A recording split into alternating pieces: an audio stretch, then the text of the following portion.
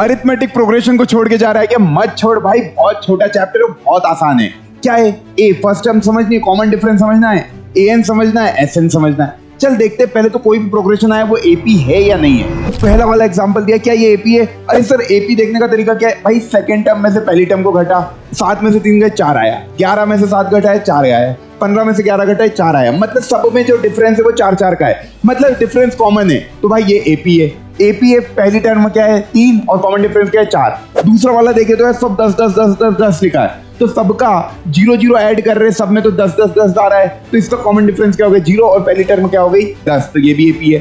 तीसरा देखे 5 1/2, 9 1/2, 13 1/2, 17 1/2, क्या ये एपी है? अरे भाई इसको खोल पहले, 11/2, 19/2, 27/2, 35/2, इसका डिफरेंस देखिएगा तो क्या आ रहा है 19/2 माइनस 11/2, 8/2 मतलब 4 4 का डिफरेंस है ये, 4 ऐड करते जाएगा काम हो जाएगा। तो डी की वैल्यू इसमें क्या 4 है और पहली टर्म क्या 11/2, तो ये भी एपी है। चौथा वाला देखे तो √3, √12, √27, √48, घबराना नहीं, √12 को क्या लिख सकता है 2√3, √27 को क्या लिख सकता है 3√3, √48 को क्या लिख सकता है 4√3। अब देख कॉमन डिफरेंस, 2√3 में से √3 गए भाई, कितना आया √3, सब में √3 ऐड कर रहा है, कॉमन डिफरेंस इसका √3 हो गया और पहली टर्म इसकी क्या हो गई √3। तो ए की वैल्यू और डी की वैल्यू कभी तू निकालना सीख गया तो तेरे को बहुत आसान लग रहा है। आखिरी वाला तो खुद बता सकता है, 3 में क्या जोड़ा -2 तो 1 आ गया, 1 में क्या जोड़ा कि -1 -2, -1 में -2 तो -3, कॉमन डिफरेंस इसका -2 हो गया और पहली टर्म इसकी 3 हो गई।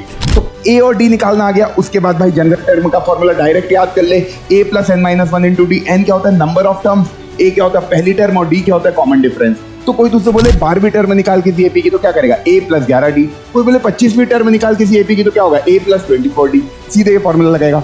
कभी कोई बोलते हैं sum to n terms of N AP निकालो, मतलब क्या सम करना है पूरे n टर्म्स ऑफ एपी का, मतलब 10 टर्म का कभी सम करना है तो n की वैल्यू 10 हो जाएगी और ये फॉर्मूला सीधे लगा देगा n/2 2a + n-1 × d।